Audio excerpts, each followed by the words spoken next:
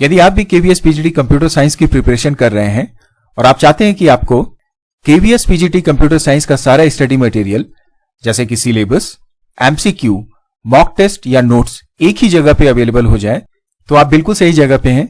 आप हमारी website www.techtipnow.in पे जाके विजिट कर सकते हैं।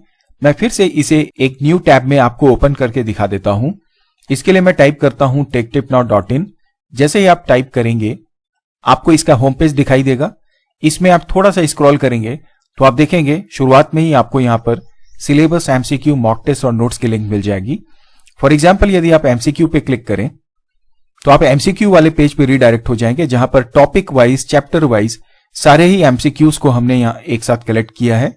इसी तरह से यदि आपको मॉक टेस्ट देना है तो आप मॉक टेस्ट के लिंक पे क्लिक करें, आप मॉक टेस्ट के पेज पे रिडायरेक्ट हो जाएंगे।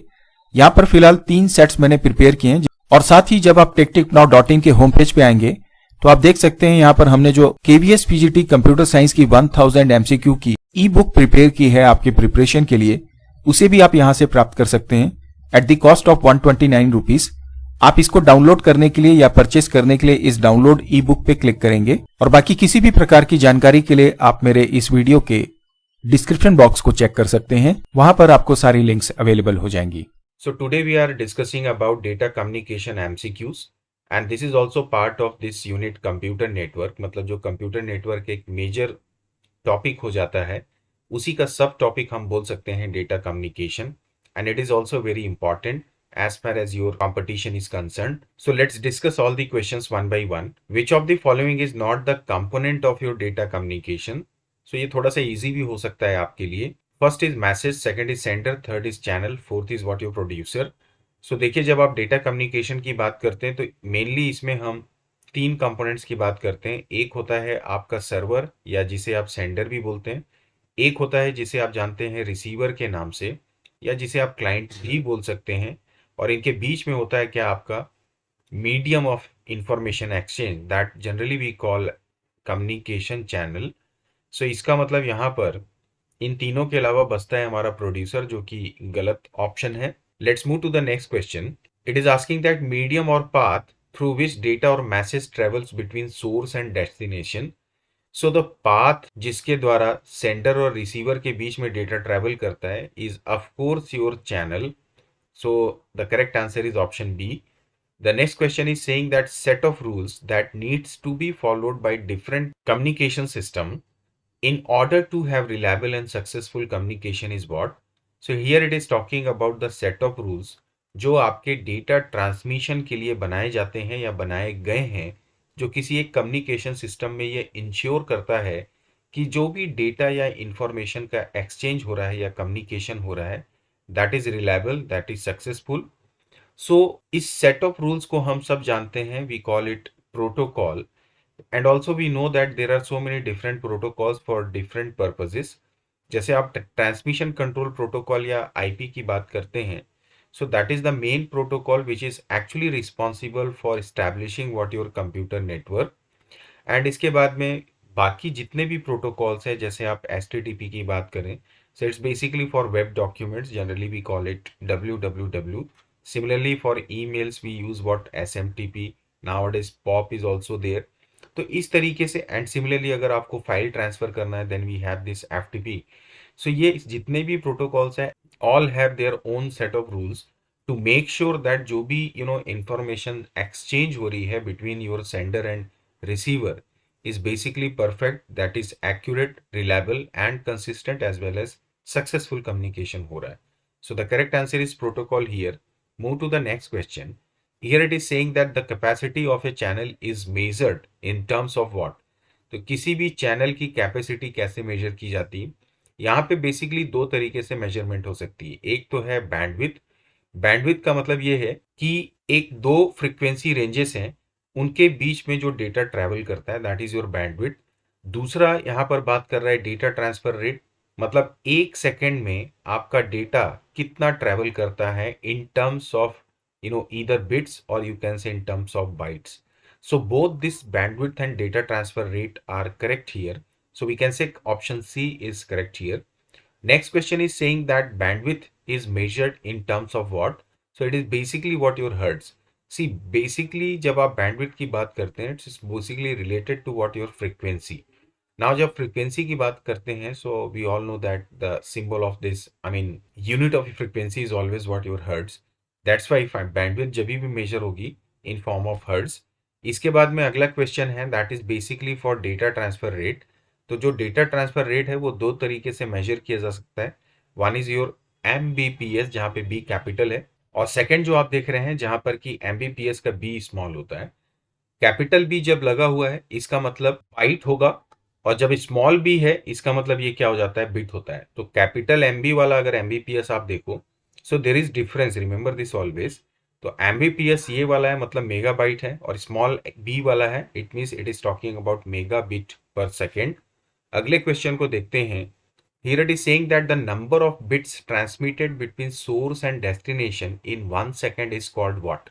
So अभी हमने इसके बारे में पूरा डिस्कशन किया कि it is basically what your data transfer rate, और इसको मेजर करने के लिए we actually use what this bits per second. So the correct answer is option D. Now the next is again very important, that is VOLTE stands for.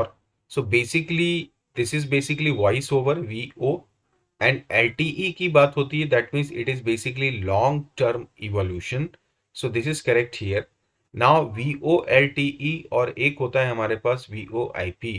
तो you should try to find the difference between these two, whether they are connected with each other, या फिर इन दोनों का आपस में क्या difference है, क्यों यूज किए जाते हैं। थोड़ा सा आप प्लीज इसे आइडेंटिफाई करने की कोशिश करेंगे।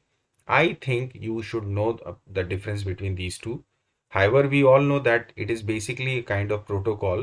When we talk about this VOLTE, it's basically a standard you can say, और ये जो standard है ये basically related होता है आपके जो मोबाइल से आप communication करते हैं उसके लिए। But again, I would suggest कि आप please try to find this, the difference between these two. Let's move to the next question. Here it is saying that walkie-talkie used by traffic police is type of what? So traffic police जो walkie talkie use करता है, let suppose there are two different walkie talkies. तो इसमें क्या होता है जब एक तरफ से ये जाता है, this is 1 number, this is 2 number. तो जब पहला स्टार्ट करेगा डेटा सेंड करना तो ये 2 तक रिसीव होगा। देन आफ्टर सेकेंड वाला क्या करता है, इसको सेंड करता है। मतलब ये क्या, it's a kind of one way communication, जहां पर एक कम्युनिकेशन कंप्लीट होगा देन सेकेंड एंड से दूसरा कम्युनिकेशन स्टार्ट होता है। तो एक प्रकार से ये दोनों मोड में चल रहा है, मतलब सेंड एंड रिसीव दोनों ही हो रहा है, लेकिन एक टाइम पे सिर्फ एक तरफ का कम्युनिकेशन होता है। That's why it is called what, half duplex communication. Simplex में क्या होता है, वन वे कम्युनिकेशन होता है। आई थिंक मैंने जब मॉक टेस्ट लिया था वहां पे ये बात की थी कि जैसे टाटा स्काई है आपका, आप टाटा स्काई से आपके टीवी में जो इंफॉर्मेशन आ रही है that is basically one way. So we can say it is what your simplex communication. And जब आप मोबाइल यूज़ करते हो एक मोबाइल से दूसरे मोबाइल को, तो यहाँ पे two way communication at the same time हो सकता है, that's why it is full duplex. So इस क्वेश्चन का आंसर है half duplex. Now the next question is saying that unguided transmission can also be referred as. See basically transmission की जब आप बात करते हैं तो आपके पास में दो तरीके से ट्रांसमिशन हो सकते हैं। या तो आप वायर यूज करेंगे, या फिर आप क्या यूज करते हैं, वाईफाई को यूज करते हैं। तो वाईफाई यूज कर रहे हैं मतलब it is not guided actually. तो वायरलेस कम्युनिकेशन जो होता है means wireless media, that is actually called what your unguided transmission. और जब वो वायर के थ्रू कम्युनिकेशन करते हैं, मतलब दो डिवाइसेस एक दूसरे के साथ थ्रू केबल कनेक्टेड हैं, it becomes what your wired. That is the difference between unguided and guided. तो वायर्ड मतलब हम बात कर रहे हैं यहाँ पे किसकी, गाइडेड कम्युनिकेशन की। So next question is asking about the same, that is when data travels through physical link made of wire cable between two nodes is referred as what? So here it is guided transmission, wired media, unguided transmission and wireless. तो ये दोनों तो आप cut कर दीजिए, बचे आपके दो। तो अब आप मुझे सजेस्ट करें या कमेंट करें कि इन दोनों में से कोई एक सही है या ये दोनों सही हैं। सो प्लीज कमेंट करके मुझे कंफर्म करें एक बार। Let's move to the next question. Here it is saying that which of the following is best suitable for long distance wired data communication. Long distance पे अगर आपको वायर कनेक्ट करके data transmit करना है तो वहां पे ना तो आपका ट्विस्टेड पेयर काम आएगा, ना कोएक्सियल काम आएगा, ना कॉपर केबल काम आएगी।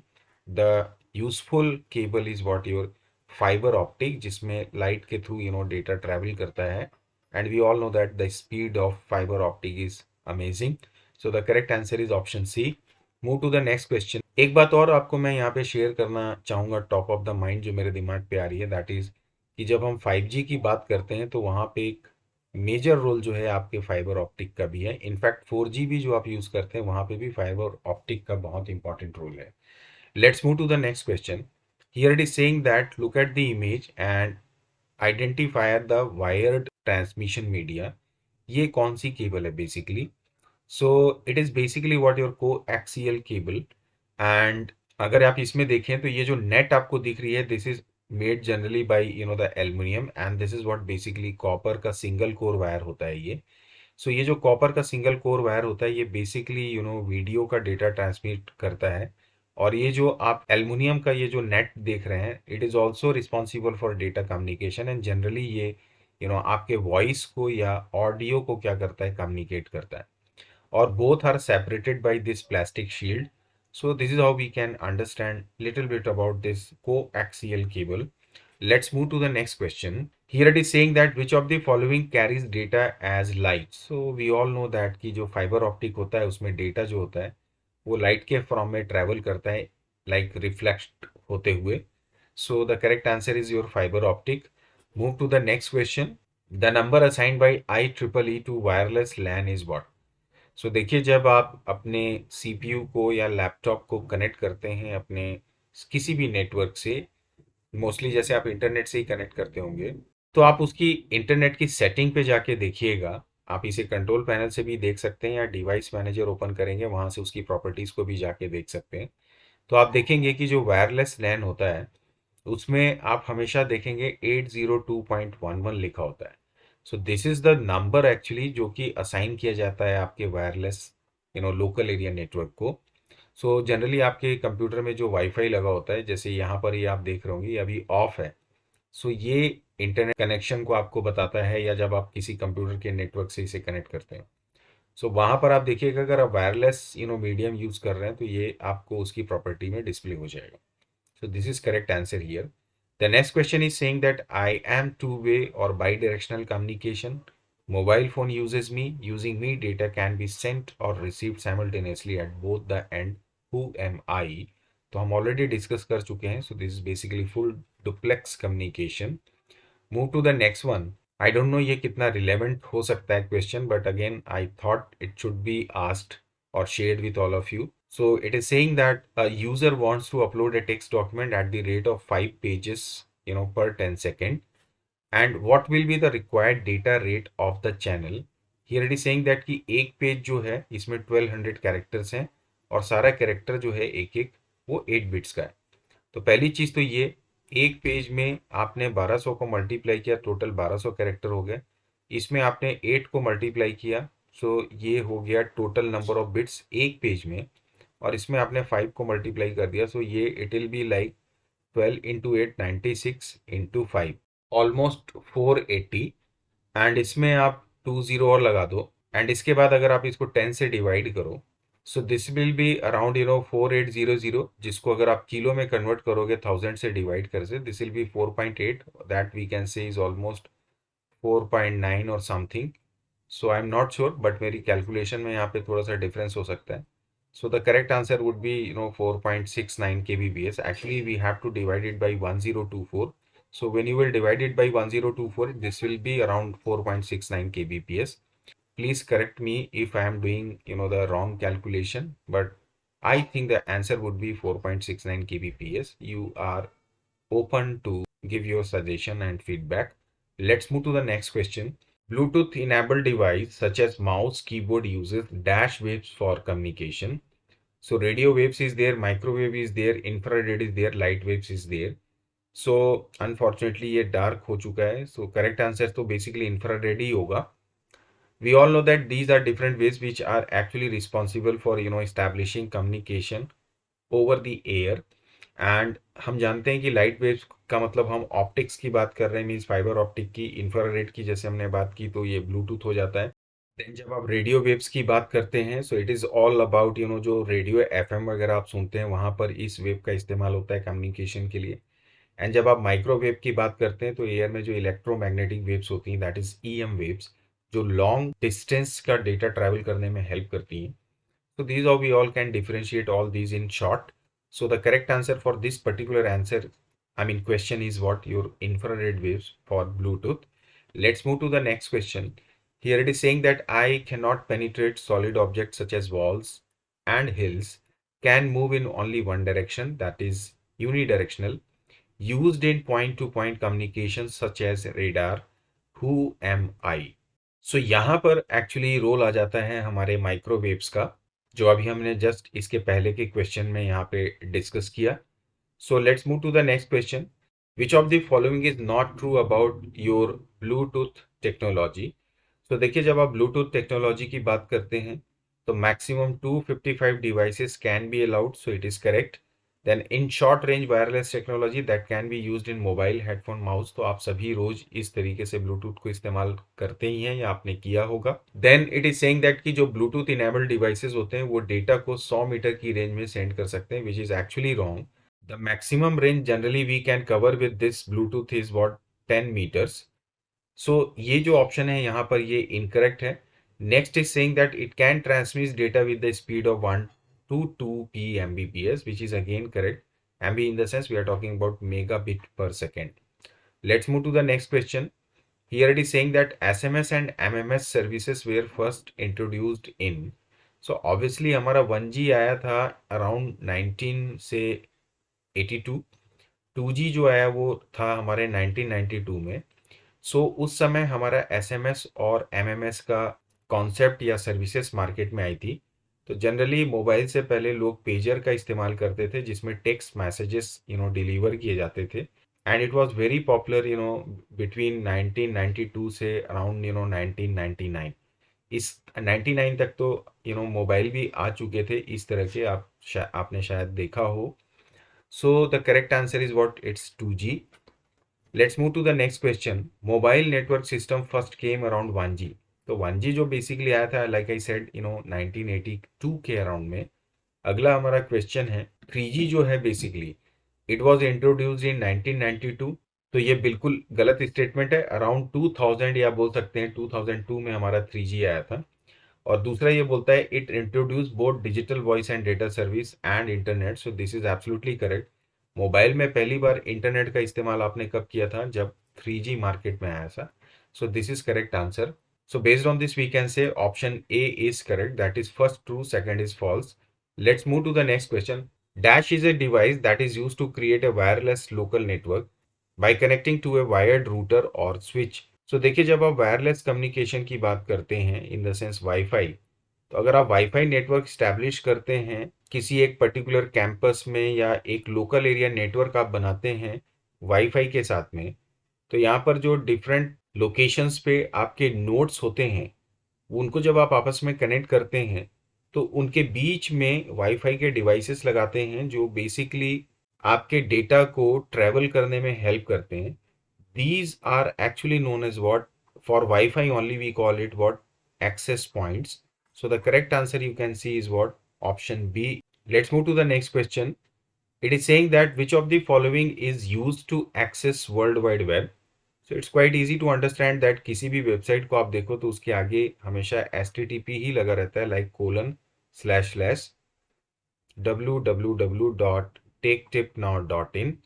So it means that यहाँ पर जो प्रोटोकॉल यूज हो रहा है that is HTTP, hypertext transfer protocol. In short आप ये बोल सकते हैं कि जो वेब डॉक्यूमेंट्स होते हैं उनको सोर्स से डेस्टिनेशन के बीच में ट्रैवल करवाने में इसका बहुत बड़ा योगदान होता है. Let's move to the next question. Raju has connected his PC with the server of ISP through a modem. आपका ये कंप्यूटर सिस्टम है, इसमें आपका ये मॉडेम कनेक्टेड है. अब ये मॉडेम से आपका कहीं ना कहीं आईएसपी होगा, लोकल सर्विस प्रोवाइडर जो आपको इंटरनेट की सर्विस दे रहा है.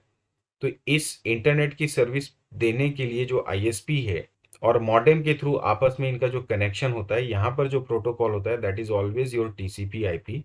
So the correct answer is what, transmission control protocol / internet protocol. Let's move to the next question.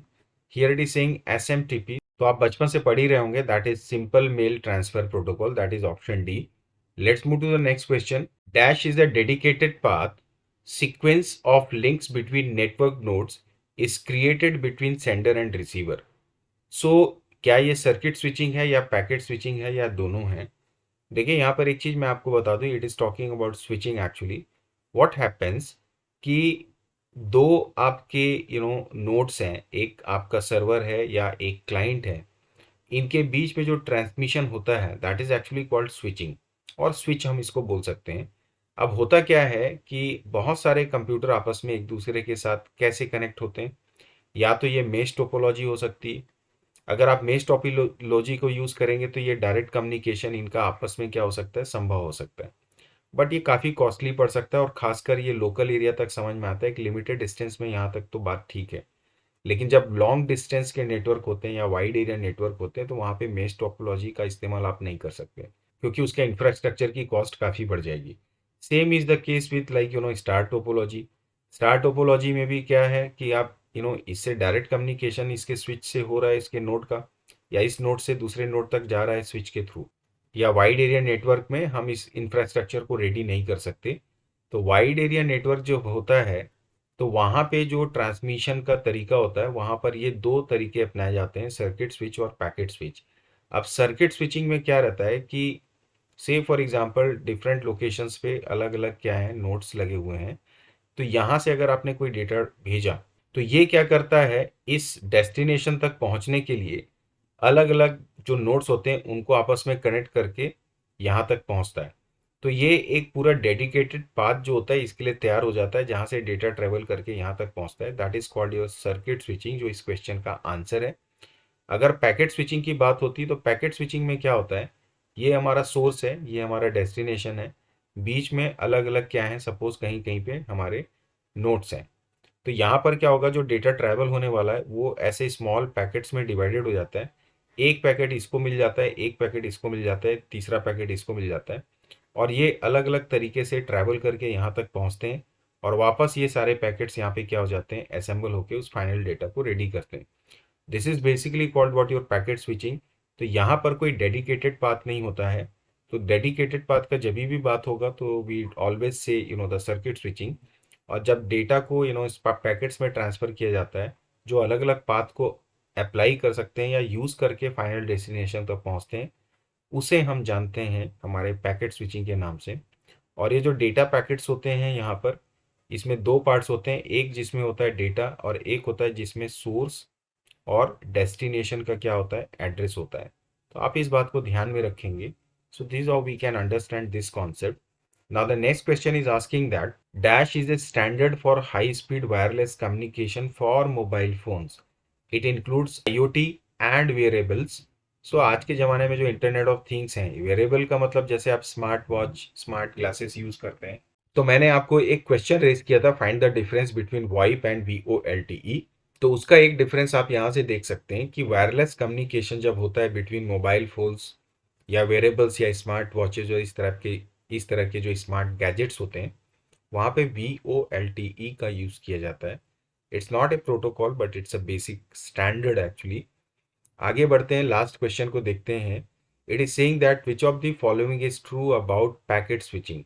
अभी हमने इसके बारे में डिस्कस किया कि इसको डेडिकेटेड पाथ की ज़रूरत नहीं होती, बिल्कुल सही बात है। ये डिफरेंट नोड्स में डिफरेंट अपने पैकेट सेंड करके डेटा ट्रांसमिट करता है, पहला ऑप्शन करेक्ट है।